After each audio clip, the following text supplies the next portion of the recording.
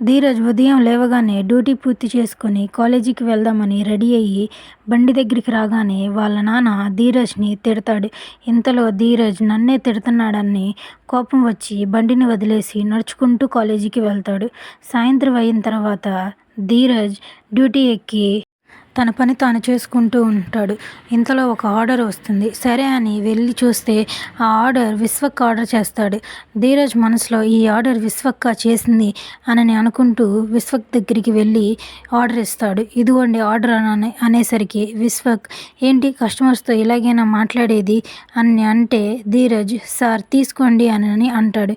ఇంతలో ఆ food packet Vishwak కింద పడేస్తాడు. దాంతో వాళ్ళ ఫ్రెండ్స్ అందరూ నవ్వుతూ ఉంటారు. ధీరజ్ కింద పడిపోయిన ఫుడ్ ఎత్తుతాడు.